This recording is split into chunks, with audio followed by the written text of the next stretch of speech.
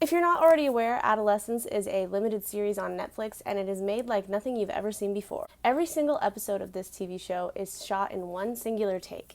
This is the perfect, most masterful blend of theater and cinema that you could possibly imagine. Every single department has to be in precision. Every moving part has to be in time. Every single aspect of the crew is so integral. This is true on every film set, but especially a film set that requires no cuts. Hi, hello, welcome back to my YouTube channel. My name is Courtney, you can call me Quartz, and I am hungover. It turns out copious amounts of tequila will do that to you. We're both lucky to be here today, but you know what? What matters most is that we show up. I work in film and I post content about it. Today we are sitting down to watch the making of Adolescence. I'm absolutely gagged at everything that they managed to accomplish in this series. It's an insane cinematic feat, and I'm anticipating this to win many awards. And I know that this is going to start like a trend in filmmaking to see what kind of one-shots we can all pull off, but I don't think there's anything that's ever been done, such as a episodic series where several hours of footage and rehearsing and prep went into place for something like this. I don't think it's something we've ever seen before. Correct me if I'm wrong. With that being said, let's get into the making of Adolescence on Netflix. Bravo Delta 50 to Bravo Delta 60, you ready to roll up? Glide gracefully across the wall. I love that they note which which take the episode was captured on, because obviously there's only one take that will work for the entire episode. With Adolescence being a single shot format, it all runs very differently to normal. It took a few weeks to really understand that it was only one camera moving through space, that there was no cuts, and that whatever was shot is the episode. A masterful blend of cinema and theater.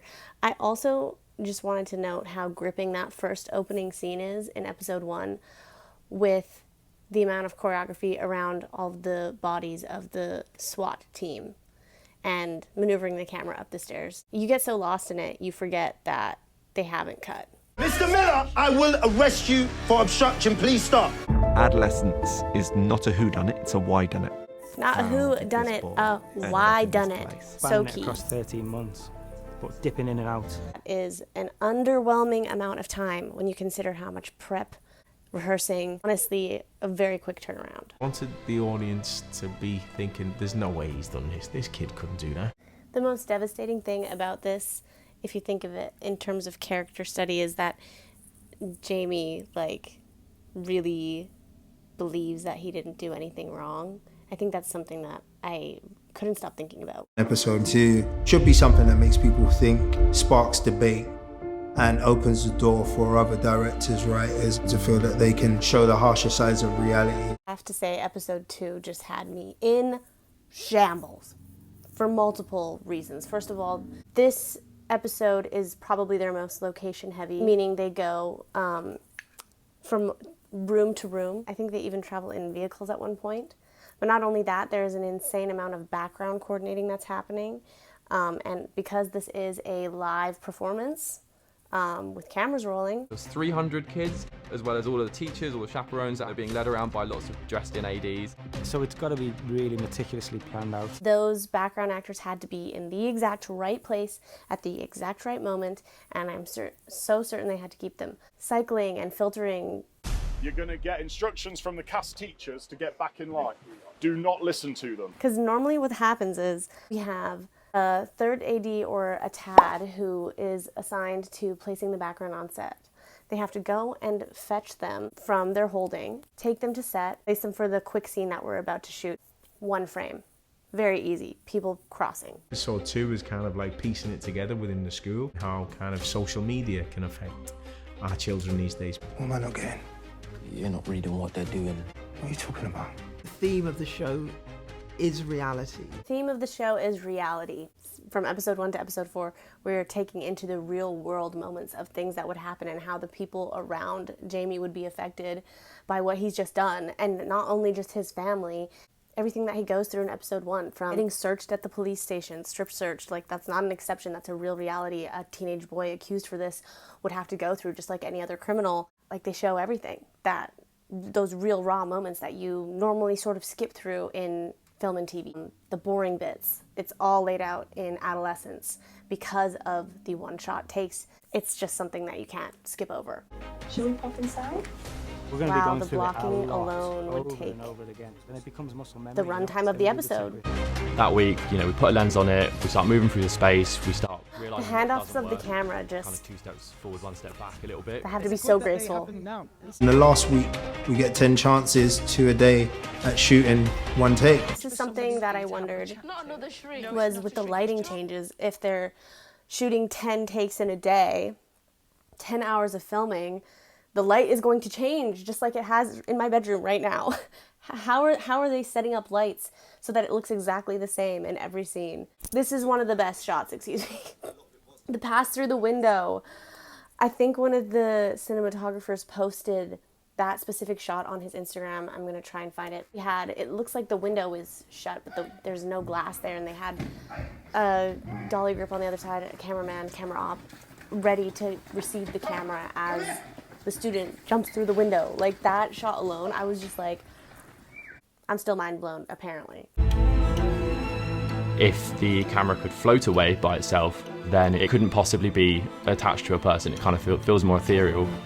And you're with this character Jade, whose heart is pulled out, and you're with all these kids as they pull out their phones, and then the camera takes off, and the camera comes to the rest of the murder site. It was an example of the technical moment in the meeting entire the series. Story and finding a fusion which is actually Just better than anything that the story had come up with. The only way that I could think they could accomplish that shot is if they had attached it to a drone somehow without cutting, had an amazing, really freaking skilled drone operator fly the drone, I think it's like 0.3 miles down the street, to where our next scene takes place, lands in the arms of other grips, seamlessly dismounting from the drone to continue on handheld.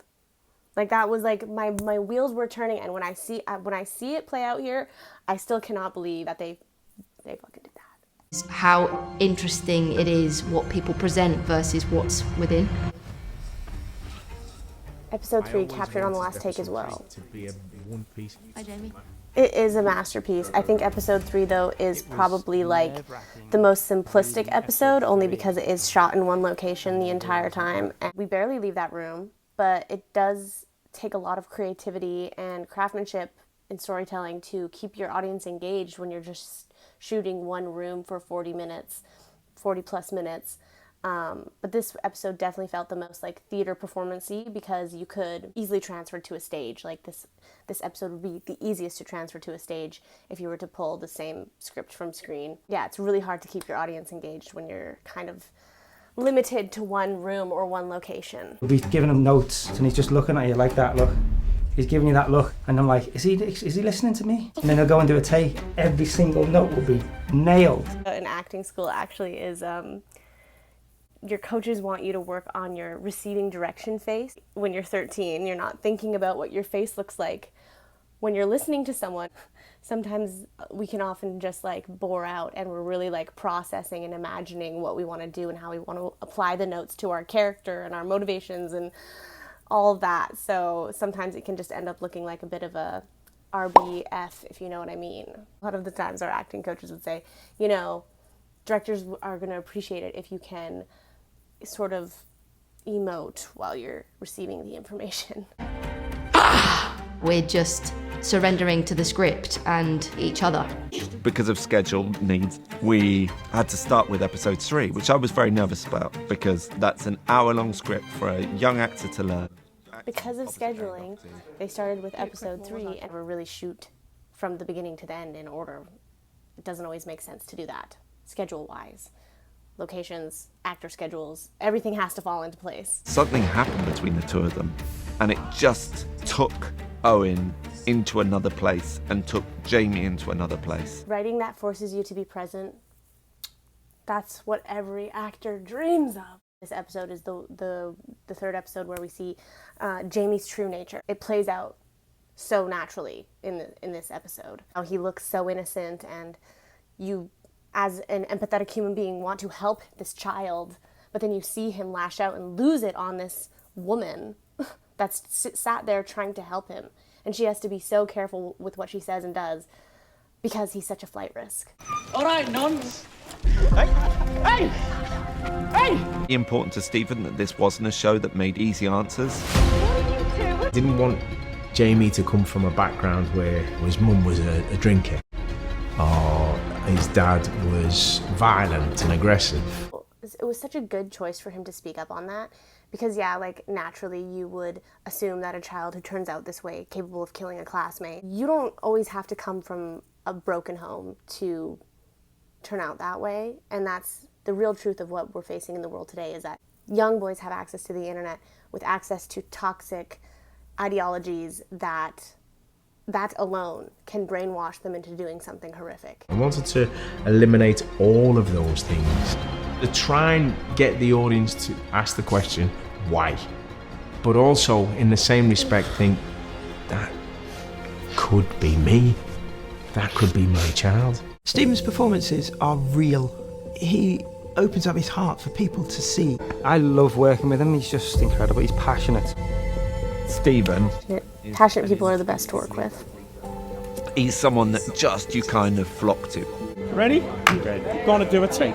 Before each take, my heart is pounding and absolutely everyone feels it because everyone knows how important their job is. How important their job is. Everyone knows how important their job is, and that is something that gets so lost in film sets when we are working 12 to 15 hours and we're, you know, not doing things in one take.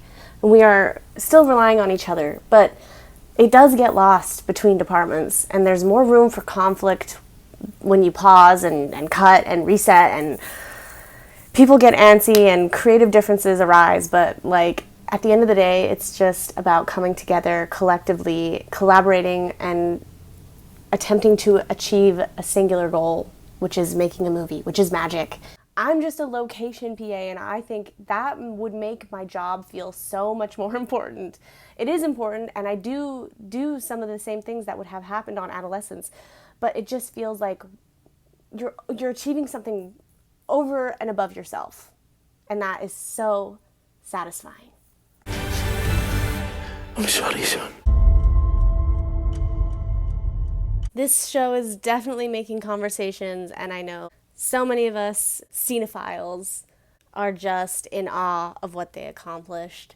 I know that I will forever be referring to this as the one-shot masterpiece. Drop me your favorite one-shots below. Leave me a list of recommendations, because now I have some research and development to do if I'm going to try and pull this off one day. Like this video, subscribe to my channel. I hope you enjoyed hanging out with me today and getting into a little bit of the behind the scenes on Adolescence. Thanks for watching. Cheers.